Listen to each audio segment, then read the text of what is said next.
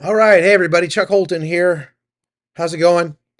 And I really was not planning on going live today, but it looks like the news won't let it go, or well, the news won't stop. And this is pretty serious day. We've had, as you probably know, uh, two separate but possibly related attacks in the United States this morning. One about 3 o'clock this morning in New Orleans, Louisiana, where a man drove a rented pickup truck onto the sidewalk right in front of a police car and then drove down the sidewalk and has so far resulted in 15 fatalities and a whole bunch of wounded. We did a live last week about the similar incident that happened in Magdeburg in Germany at their Christmas market. And there were only 5 people who lost their lives in that particular incident, but there were uh, almost 100 wounded.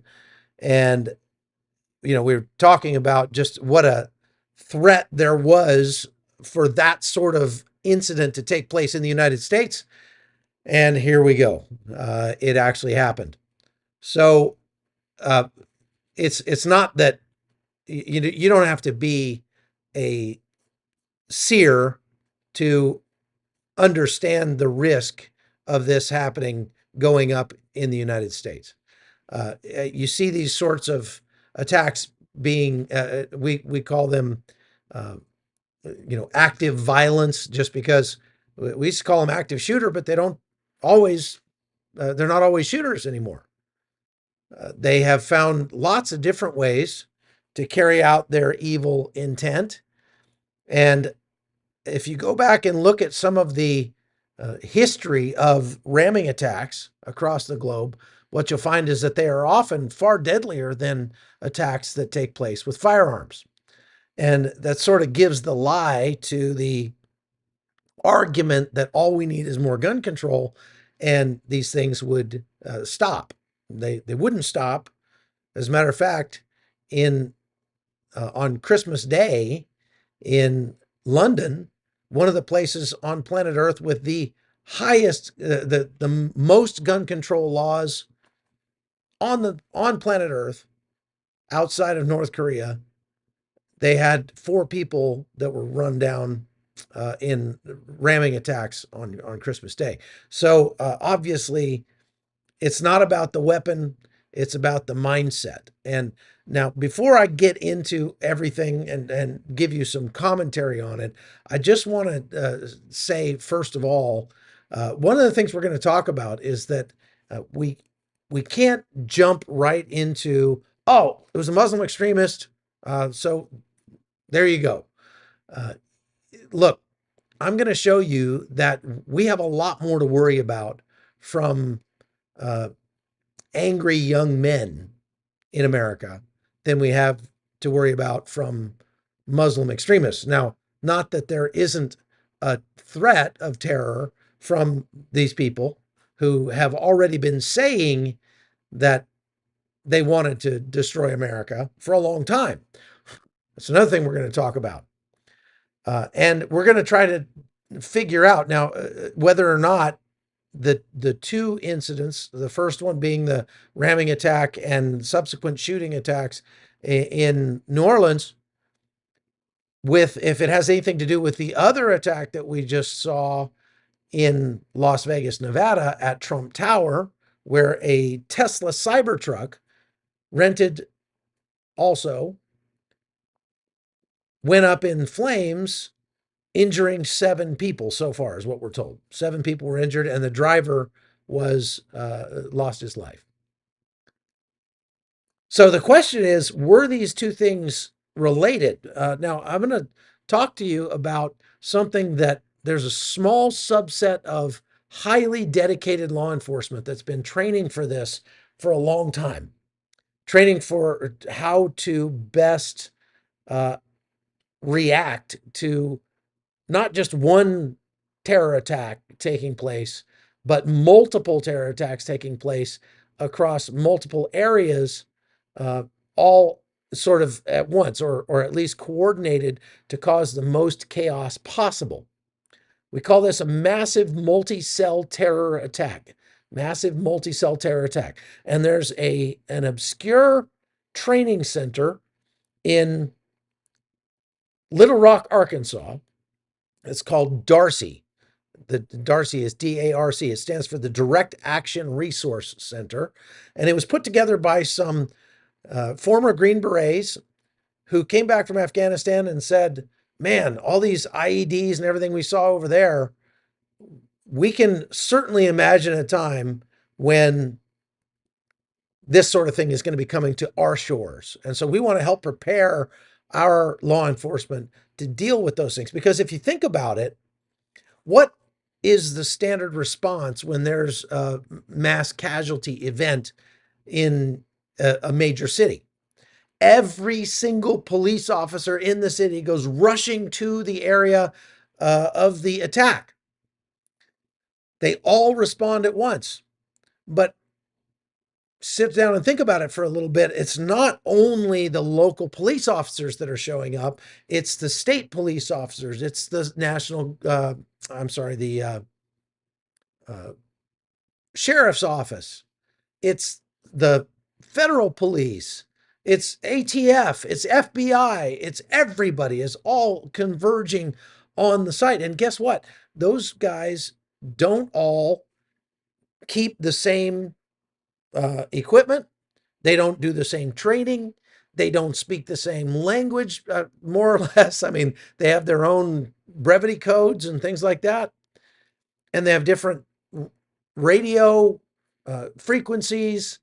And so when they all converge on the same area, you've got multiple groups of law enforcement who are not talking to each other. And that can lead to really, really bad things happening. We saw problems like that during there was a large attack, if you recall, in Mumbai, India, where the terrorists who were from Pakistan, uh, they attacked multiple sites across the city, all at about the same time.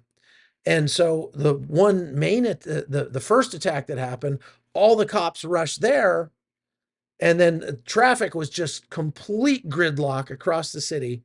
And then they started attacking other sites, and the cops couldn't even get there. And so these guys had lots of time. The terrorists had tons of time to just, like in one particular site at a major hotel in Mumbai, these guys were able to just go room by room through the hotel, taking out guests, and hundreds of people lost their lives because the cops couldn't even get there.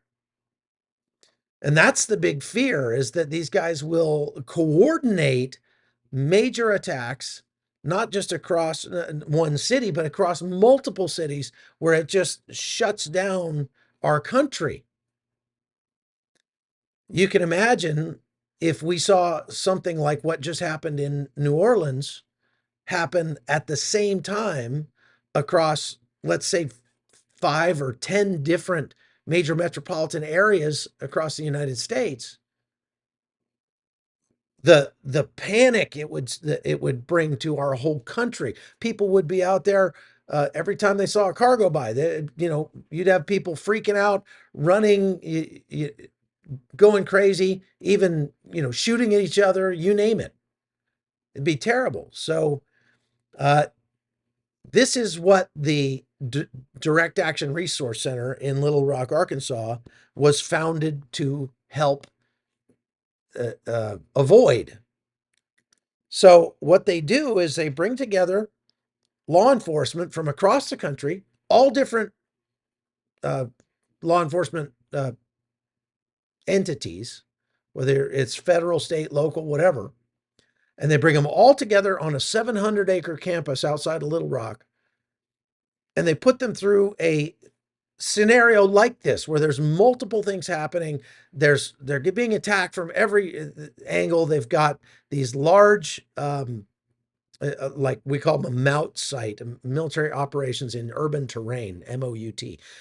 But it's basically a a fake city, but a 700-acre fake city it's a big city. It's large. It's a big training area. They have live role players, civilians and bad guys. So they've got, and they're using uh, rubber bullets. They're not using lasers or paintball or something like that. They're using rubber bullets. So you're using the same weapons you would normally use. It's just you switch out the bolt and you switch out the magazine and it shoots these rubber bullets. And when you get hit by one of those things, believe me, you think you really got shot.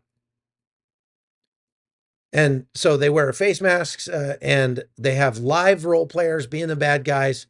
And they have to go through and clear these buildings and they have to do it together when they're not used to talking to each other. They come from different cultures and different backgrounds and different law enforcement units.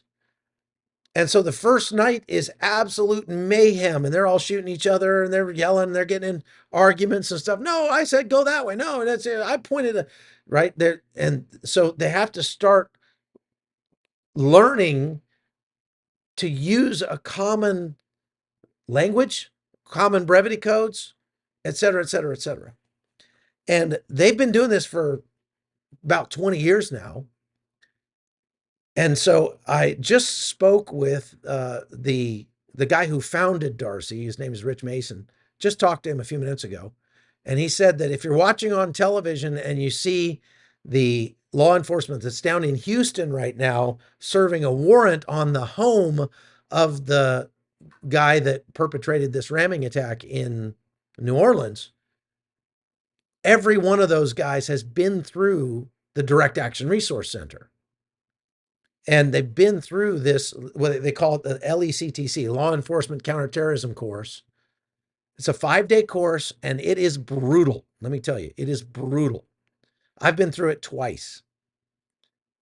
And it is hardcore. I will post a video of the law enforcement counter training course uh, law enforcement counterterrorism course. I'll post a video, a documentary I made about it on chuckholton.com later on tonight. Okay. So you can go and see that. The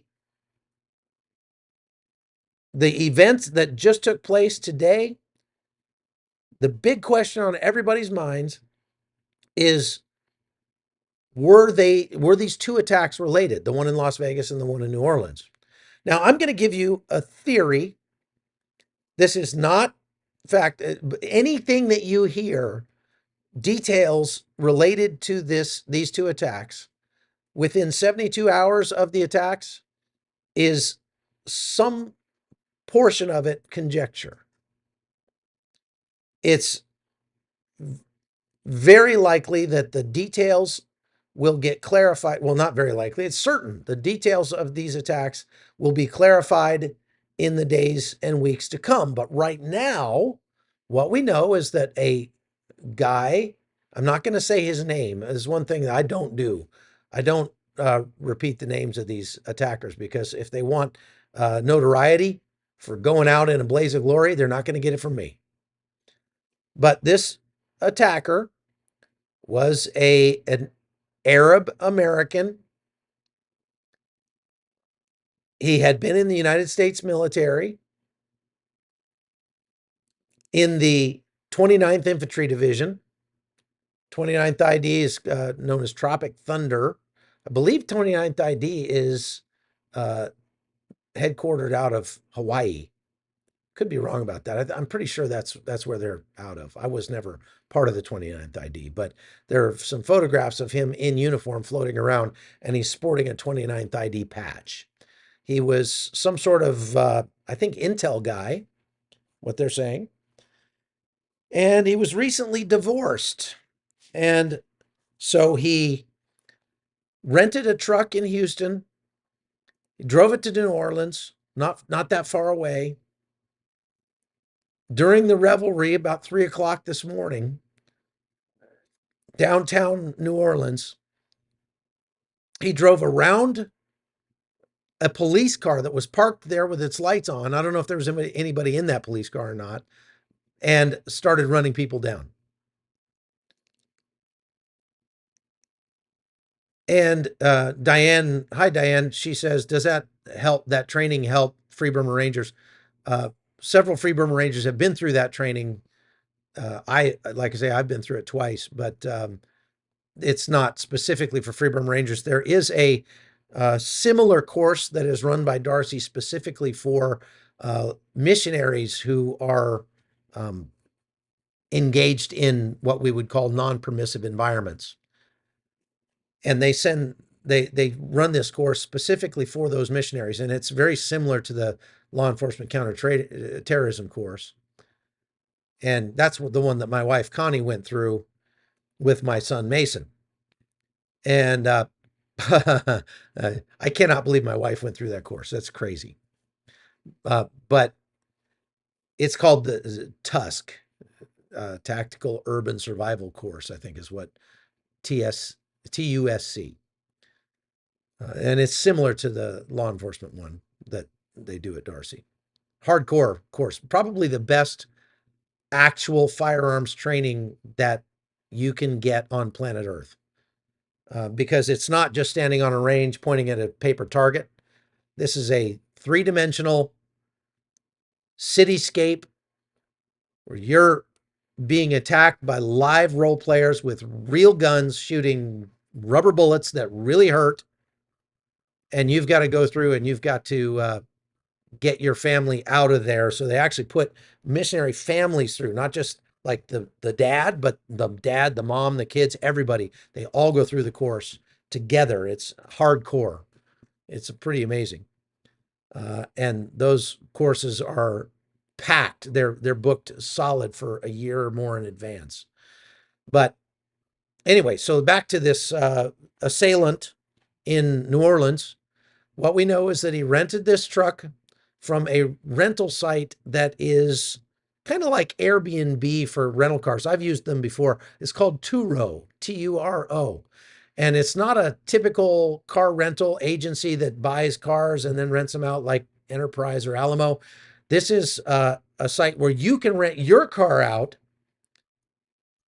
If you have an extra car sitting in your driveway that you're not using and you might, just like to make some money for you, you can list it on Turo and people can rent it from you. You set your own price, and they basically make the connection.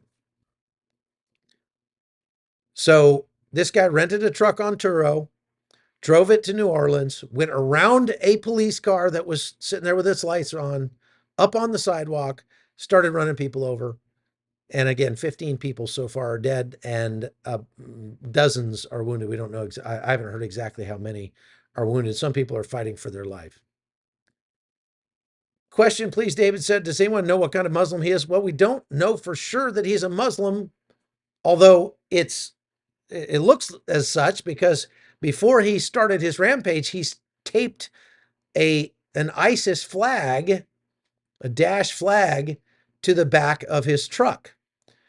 And my son said, how could this guy be driving around with an ISIS flag on the back of his truck in downtown New Orleans? Well, first of all, a lot of people might not be able to immediately recognize an ISIS flag when they see one. It's just a black flag with a bunch of Arabic writing on it. But let me tell you something. If you see a car driving around with a black flag with a bunch of Arabic writing on it, please call the police at the very least. You don't have to be able to read the Arabic writing, but a black flag with Arabic writing on it equals bad news anywhere in the world. So this guy strapped a ISIS flag to the back of his truck and then drove down the sidewalk down in downtown New Orleans. Several hours later, about I think 10 a.m. Mountain time, so it's actually about almost 12 hours later, or no, or Pacific time, in Las Vegas, another assailant, another person, we won't call them an assailant yet because they died in the fire and we don't know exactly why they did it, but we can guess. Somebody drove a rented Tesla Cybertruck. This is a $120,000 car up onto the front porch of the Trump Tower in Las Vegas, up in the portico there. And the truck, about 15 seconds later, caught fire uh, pretty spectacularly, quickly enough that 7 people were wounded and unable to get out of the way. The guy driving apparently perished in the fire. And so we haven't got a name or anything out of that guy because there's not much left of that guy. It's going to take investigators some time to figure out who he was. But what we do have is a photograph of the back of the truck after they put out the fire. And he had lots of fireworks. He had gas cans and pressurized barbecue gas tanks all in the back. I think we call that in Afghanistan or Iraq, that would have been called an SVBID, a suicide vehicular borne explosive device, right? An SVBID.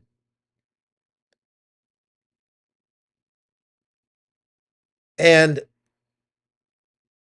it did not. Now, why did he choose a Cybertruck?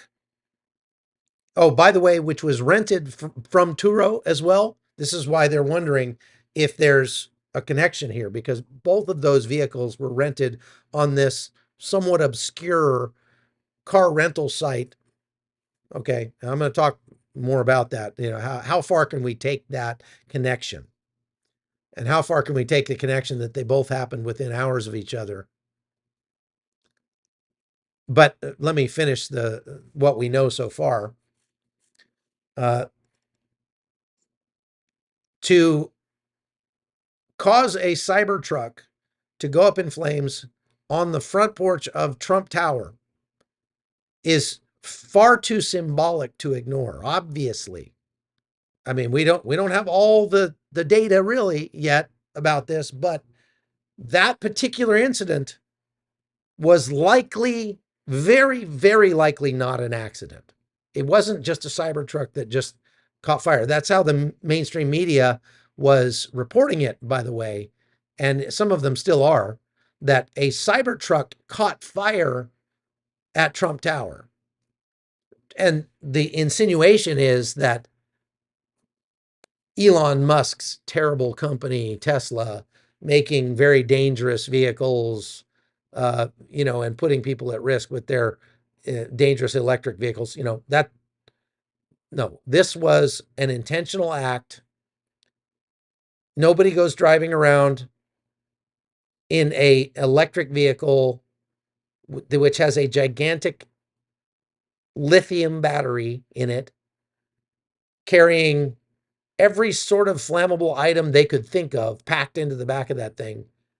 And oh, by the way, just after Donald Trump gets elected president, and with help from Elon Musk, the owner of the Tesla company, just so happens to drive that truck full of flammables up onto the front porch of the uh, the building embodiment of our upcoming president, and then catch fire. That doesn't happen by accident. So yes, Turo is the rental site, Diane, that they both used. Again, this could be evidence of um, a connection between the two. I'm a little skeptical because if you want to rent a vehicle with a little less scrutiny than renting it from National or Dollar or Enterprise, then Turo would be the place to rent it, because in many cases, you're just renting it from some other guy. There's still a process, and you're still got to put in your credit card, and you're not paying cash for it. But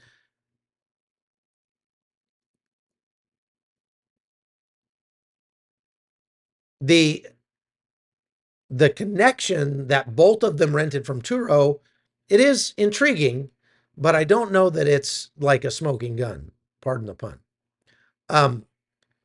It is also easier, most likely, to rent a Tesla Cybertruck from Turo than it is to rent it from one of the main rental agencies, because most of the main rental agencies do not rent Tesla Cybertrucks. So if you were very specifically wanted to rent a Tesla Cybertruck so that you could make a political statement with your event that you had planned, Turo would be the place you'd go looking. So I don't think it's necessarily as much of an aha that both of the attackers rented from Turo. Somebody's just asking there. Uh, he apparently heard that the truck in Las Vegas exploded. Well, no, it more caught fire. But what happens when a truckload of large fireworks catches fire? And you have gas cans full of gasoline in the truck, and oh, by the way, a bunch of propane tanks. What happens? It's going to be, oh, and by the way, it's a truck with a giant lithium battery in it. There you go. Now, you could infer something from the fact that there is a giant lithium battery in these trucks and say that maybe this was a, Islamic extremist. He really wasn't thinking about the symbology of Elon Musk helping Donald Trump. He was just thinking about the potential explosive power of a SV bid with a giant electric battery in it. But all of that is just conjecture and remains to be seen. Right? Now, if you've been following my work for any amount of time, you know that I do not engage in conspiracy theories. I'm not look, I am as far from a InfoWars kind of guy as you can get and still be conservative. I just believe in, let's follow the facts where they lead, and let's not start getting all wrapped around the axle about, because you can very easily take the facts that we know and you can try to extrapolate on those facts to a point where you can believe that, space aliens came down and did this. Okay. So I think it's important to try to be measured and try to be reasoned. There's no problem with trying to make connections here and go, now, wait a minute. For example, with Turo, both the vehicles rented from the same rental car agency. That could be what we call a clue. It might not be, but it might be. And it's something to think about. But I want to go backwards instead of forwards. See, this is the difference between a conspiracy theorist and a truth seeker. A truth seeker takes what we know and tries to color in the parts that we don't know by looking backwards at history. A conspiracy theorist takes what we do know and tries to color in the things we don't understand yet by extrapolating forwards into the future. And so let's look backwards a little bit, and let's look at the history of these kinds of attacks in America and around the world. Okay, just for a little bit. Okay, now if we go back and we look at, for example, the fact that this assailant in New Orleans was in the U.S. military. Aha! Is there a, something? Could we say, oh, let's look back? Well, there was a mass shooting in 2009 by that guy. I almost said his name. Okay, he was an Army major. He was also a Muslim, and it was also an extremist motivated attack. They found out later it was a U.S. Army psychiatrist, opened fire at Fort Hood and took out 13 people, wounded 30 couple more. It was one of the deadliest mass violence attacks in American history and was the deadliest one to take place on a U.S. military base. Now, so you might look at those two and you go, okay, there's several things that line up here. This guy in New Orleans, former military, looks like he was a Muslim. Obviously, he was flying an ISIS flag. That's a clue. This guy uh, in Fort Hood back in 2009, uh, also U.S. military, also Muslim. Huh? Should we be suspicious of Muslims in the military? Well, there are a lot of other major attacks. As a matter of fact, this attack in New Orleans is going to go down as one of the 10 deadliest active violence attacks in American history right now, or at least since 2001. But in American history, I think is in modern American history. Let's put it that way. Okay, there was another one in 2015 that killed 14 people at a party. There was U.S. Navy veteran who was charged for supplying weapons to the shooters. He wasn't a shooter himself. There was a attack on a recruiting center in 2015 where a guy targeted U.S. military personnel, but he himself was not military affiliated. The Las Vegas attack, which was the deadliest mass shooting in U.S. history, killed 60 people back in 2017. That guy was not a veteran, but probably had some military training because of the manner in which he carried out the attack and the accuracy, the type of weapons used, and the accuracy of his uh, attack. They have not established a direct military link, but that guy probably had some very serious firearms training.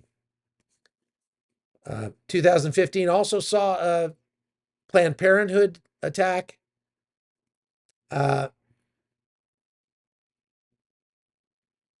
Where it was, they say that he was a veteran suffering from PTSD. So just looking at mass shootings, there's probably, I don't know, 3 or 4 at least that have some overlap with what we just saw happen in New Orleans. Again, the deadliest, this will go down as like the 7th deadliest mass violence attack, active violence attack in America. Now, let's look at just ramming attacks. There was the one that happened in Waukesha back in 2021, where a dude drove an SUV through a Christmas parade. Why is it that they're always attacking Christmas parades? It turned out that guy wasn't, they say he was not religiously motivated at all. He was just a very angry felon who had real anger problems and relationship problems and just decided to floor it one day and drive through this Christmas parade. Killed 6 people and wounded 60 more. Now, I went to New York right after the ramming attack that happened there in 2017, where a guy rented a box truck, or I'm sorry, a pickup truck, and then drove down a bike path in Manhattan, mowing people down. He killed 8 and wounded, I don't know, a dozen other people. That guy was an extremist, Muslim extremist as well. So, if you look at these attacks as a whole, it becomes obvious that it is concerning that we see so many religiously motivated attacks, not just in the United States, but across the globe. However, in since 2001, I mean, obviously leaving out the attacks of 2001, which nearly 3,000 people lost their lives. That was the high water mark for sure.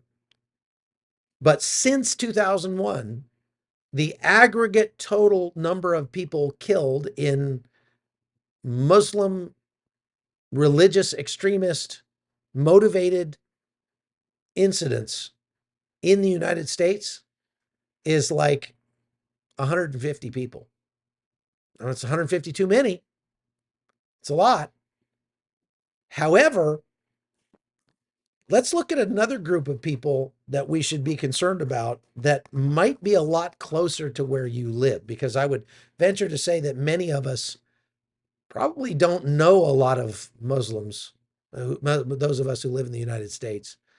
We probably don't know a ton of Muslims around us. And I mean, it is certainly something to be concerned about that this particular guy was an American, had been in the States for a long time, was in the US military,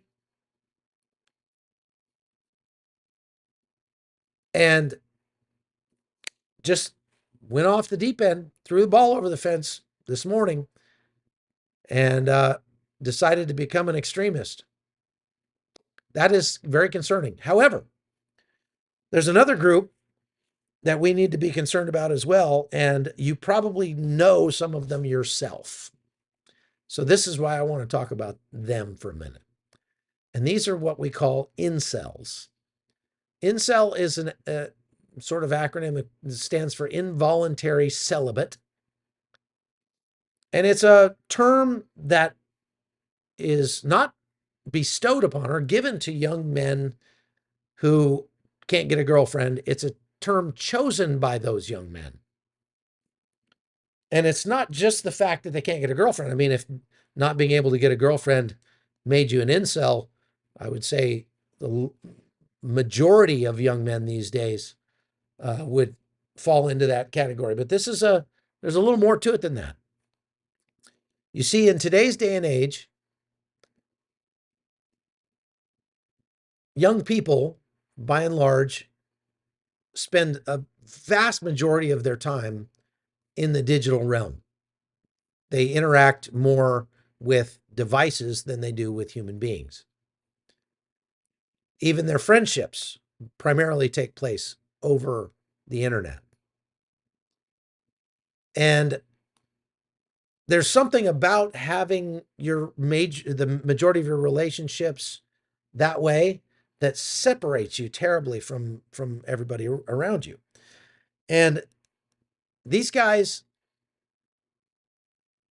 they don't get a lot of human interaction. They don't get a lot of physical touch.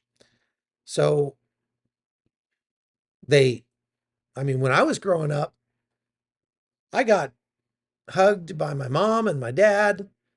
I went to church. I got hugged by everybody at church. I went to school and got hugged by my teachers and the principal and, my friends and things at school. Nowadays, most of these kids don't go to church. They're not getting hugged by their parents because all their parents are at work all the time. So they're latchkey kids. And schools are definitely off limits in terms of physical touch these days. Schools are zero tolerance. Nobody touches anybody. You don't touch your fellow students. The teachers don't get to give you a hug or smack you upside the head if you need it. No tolerance for that sort of thing anymore. And so what happens for a young guy who just is spending the majority of his life without any physical touch whatsoever? And then what does he do? He goes home to his mama's basement after school. Nobody's home. He's a latchkey kid. He's playing video games and watching pornography. Those are the two main things that that kid does. And so this guy's got a window, an open window every day into the most intimate of human uh, interactions. But nobody's doing that with him. He can't even get a hug from somebody, much less that. And he starts to get resentful and angry. And he starts to, just blame it on the world. Like, what kind of world is this? I'm sitting there watching these girls look plenty uh, excited to be performing on camera with some guy they just met, but nobody will do that with me. And it's like they're eating salted peanuts and they just can't understand why they keep getting thirstier. They just keep eating salted peanuts or potato chips, and they can't understand why they're so thirsty, and nobody is giving them anything to drink. And so they start to lash out and they start to find each other on the internet in places like 4chan or Reddit or places like that. And there are actual communities online of these guys, and they start to stew in their own juices, and they start to talk to each other, and they and say, yeah, those Chads out there, they're so shallow. Those women out there, those Karens or whatever they call them, they're so shallow. All they want is like the captain of the football team, the guy that's rich and has got a nice car and everything. They're just so shallow. They're not even willing to talk to guys like me. And they just start to get angry. They got this free floating anger it's just eating them alive. And eventually they just lash out. And the FBI says that there have been more than 40 active violence attacks perpetrated by guys who voluntarily identify as incels in the United States in the last few years. And those are just the ones who voluntarily, wear the label. If you go back and you look at almost all of the mass shooting attacks that I've seen lately in the United States that were perpetrated by a young man or even a young woman, they are almost exclusively the domain of involuntary celibates. People who just are angry because the world is not working for them like it does on TV. And you probably know some people like this. Think about it. Are there any young men in your life who they might have a mom and dad at home, but their mom and dad both work? They're really into video games. They're kind of awkward in social situations. Maybe not real big on things like, personal hygiene.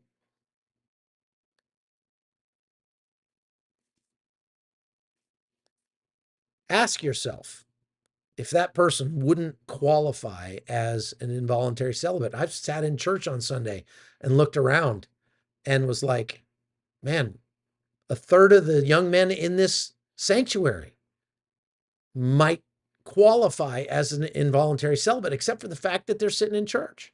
Whether or not their parents forced them to come, at least here in church, we can still give you a hug when you walk in the door. We can still tell you we care and we love you. That's what these kids need.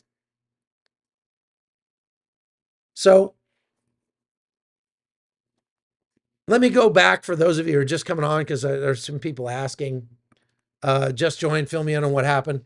So there were 2 attacks on today on the 1st in the United States, major attacks that resulted in deaths.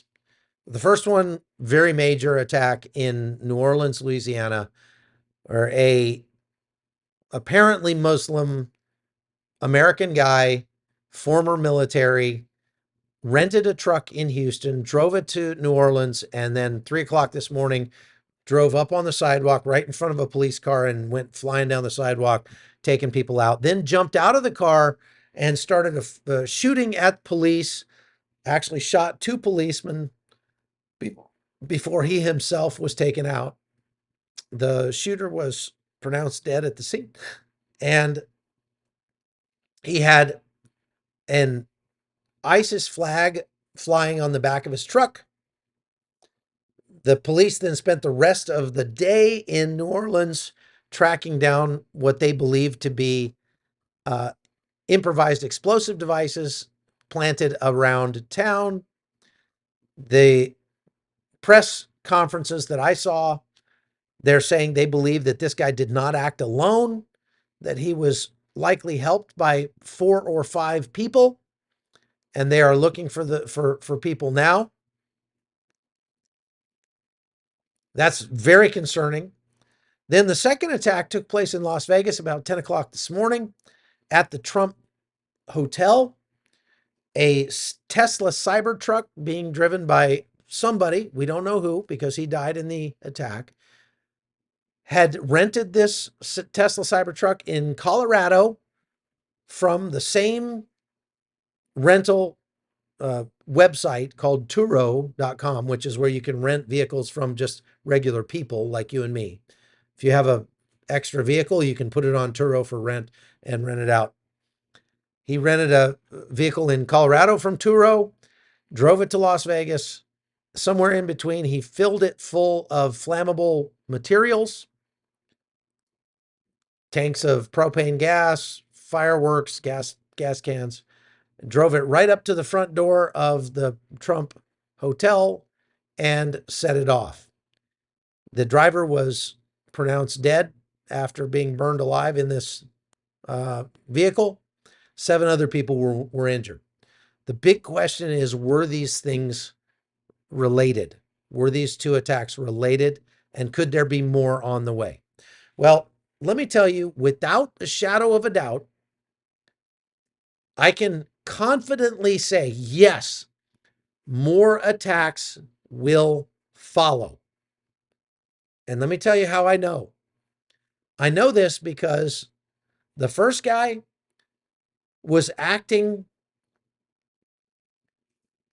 apparently out of an extremist ideology that has been saying for decades that they're at war with the United States and has been literally encouraging people throughout all of its venues, online, print magazines. I've done lots of reporting on this to, I have to be careful how I say this, to attack whenever and wherever possible, to take out the infidel, to, if you can get a gun, if you can't get a gun, get a knife. If you can't get a knife, get a car. They put out training materials online of how to do this, how to plan these things. They've been doing this for decades. So will this be the last one? Absolutely not. Absolutely not. We know that there will be more. When? Who knows? The more concerning thing to me, because like I say, is you are much more likely to be the victim of, if you're going to be a victim of an attack like this, to be a victim of attack that's perpetrated by an incel that you have probably met before, that you might know, that might live in your neighborhood. You're much more likely to be at risk from an attack from one of those guys because there's so many more of them. There are millions and millions of those guys in the United States. Okay? And they don't even know they're at risk of becoming the next attacker. They just know that they're super frustrated and they don't know what to do about it. And it ends up expressing itself like this. Okay? The attack in Las Vegas this morning is more concerning to me because it is apparently politically motivated. And I've been warning, if you've been watching my stuff, I've been warning for a long time, the last few months, that we will see more things like this in the United States over the next 4 years. Because there are a whole lot of people on the left who are not just angry, not just upset, not just disappointed in the results of this contest that we just saw in November. They are livid, and they are not going to accept it lying down. How do I know? Because I spent 4 years when Trump was president last time reporting on their shenanigans all across the United States. So should we expect more shenanigans like that, politically motivated? 100% we should. And those are a little bit easier to predict, at least where they will likely take place, because they will likely take place, they're more likely to take place in Democrat-run cities where these guys will not get prosecuted, places that have strict gun laws so that the people that they're threatening cannot defend themselves as easily, and places where there are symbolic political events or locations. Okay? So these are ones, this is the good news for you, that we can look at these things and this event in Las Vegas, and we can say it was obviously a symbolic attack. It was probably somebody who was politically motivated. And we know that there are more of these locations and events around the country. And over the next 4 years, and we look, it's a foredrawn conclusion. We will see more like this. Now, is it going to be mass chaos in the streets? I don't know. I hope not. I'm going to Washington, D.C. on the 20th of January to be there for Inauguration Day. I will be covering whatever protests take place while I'm there. And I hope that they're not as violent as they were the last time I was there in 2017. But I'm not getting my hopes up that there won't be violence like we saw in 2017. The left, their playbook is to make living in the United States under a Republican administration so miserable because of all of the chaos that you'll never want to vote for a Republican again. That's their playbook. Go read Rules for Radicals. And this is why I wrote a book about this. I'm not going to say a lot about it because I don't want to be seen as trying to, profit off of the horrible things that happened today. But I will just point out that I just published a book on this topic.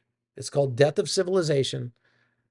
And you can either get it over at chuckholton.com or you can just go to Amazon and get it.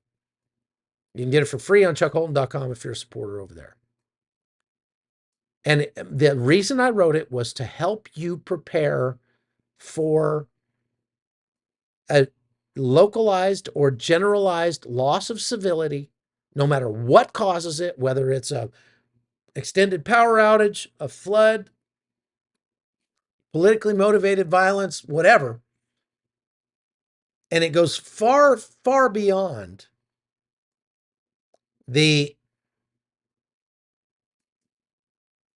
it goes far beyond the get 6 months worth of food and buy a gun. It goes far beyond that. And it really goes more to, it's a more systemic look at how to make you and your family safer by making your entire community safer, by making it more tight-knit. Okay? I'm not sure what Heather Margaret is up in arms about. This is finger pointing. You mean I'm talking about uh, incels? Well, sorry, you don't have to agree.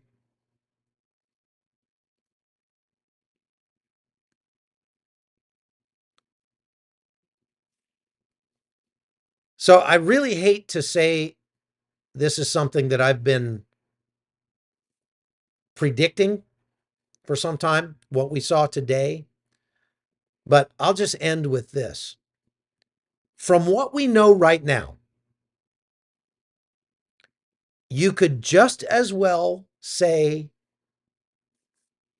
both of these attacks were chosen because it was New Year's Day and there'd be a lot of people out,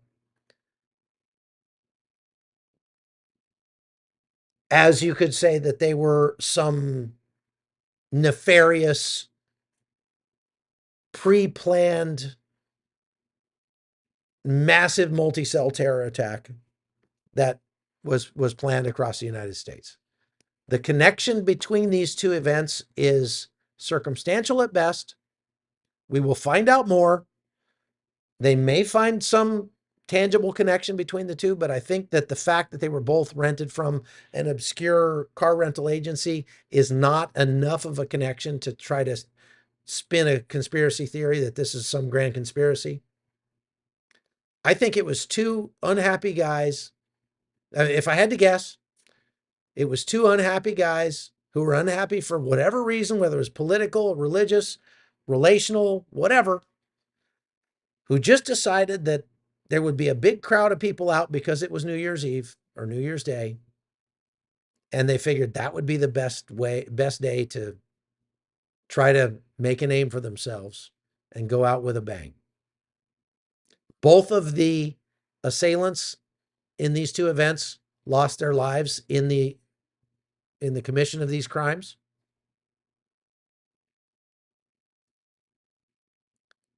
May God have mercy on their souls. Now, I want to thank all of you for being a part of the Hot Zone. Obviously, the next 4 years are going to be lit, and I don't mean that lightly. I'm not trying to make light of it. The next 4 years are going to be busy 4 years for a war correspondent. There's way too many wars themselves going on around the globe, but I have a sneaking suspicion I'm going to spend a lot of my time in the next 4 years reporting inside the United States on chaos that happens and shenanigans that go on in the US. And so I believe that there will be more shenanigans, and that I believe that you and I should do what we can to create resiliency in our communities to deal with anything that comes. Okay? So should you be prepared? Yes. Should you get yourself armed? Only if you are willing to get yourself trained as well. Because a, a pistol is not something that, like, you hang around your neck as a good luck charm. It's not going to ward off the evil spirits. If you're not willing to go get yourself trained, then don't bother with the weapon. Now, I want to ask you a question for those 24 or 100, 2,500 of you that are watching right now. If you are interested in getting trained, would you be interested in a training event? Would you be willing to travel to, let's say, our lodge in West Virginia, which has a range on it? Would you be willing to travel and get some high quality training with your tools sometime later on this year, maybe early spring or late fall? And if you would be interested in doing that, would you please post uh, over on chuckholton.com or here in the comments where would be the best place for you, East Coast, West Coast, North or South? And specifically, if you would be willing to consider, traveling to West Virginia for maybe a 3-day training at our lodge in West Virginia. Okay. If you would be interested in doing that, what we will do is we will set one up. We did one last year, and it was very well received. We'll probably do it a little bit different this time, but if you're willing to do that, it would be a very small group, probably no more than 15 people. You'd come out, it'd be all expense. I mean, all inclusive. Your lodging, your food, and your training all would take place at the lodge, and we would have very high quality training for you, and would try to make the cost as reasonable as possible. But you're still going to have to pay to get there as well. Okay. If you would be interested in doing that and willing, willing and able to pay for it, let me know, because if I get enough interest, I'll go ahead and lay one on. We also usually do like some medical training, stop the bleed, and things like that. And I would be there, so we'd be able to hang out together and get to know each other. Cost, I don't know just yet. It'd probably be around $1,000 plus your travel, plus your ammo, something like that. Probably a little more than that, actually, because things are. What I had to pay for insurance and everything this last year was god awful. It was terrible. But someplace like that, and um, if it's, yeah, you have to bring your own tools, and if it's popular, maybe we'll do more than one. Maybe we'll do two in a row, back to back. If we fill up one, we'll talk about opening another one. All right. So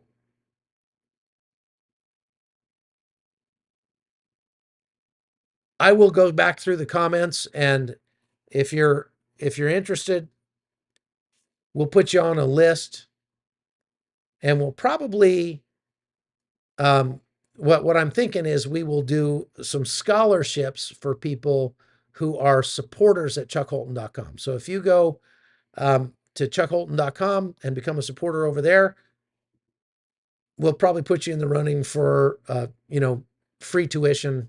All you have to do is get there and pay for your ammo or whatever.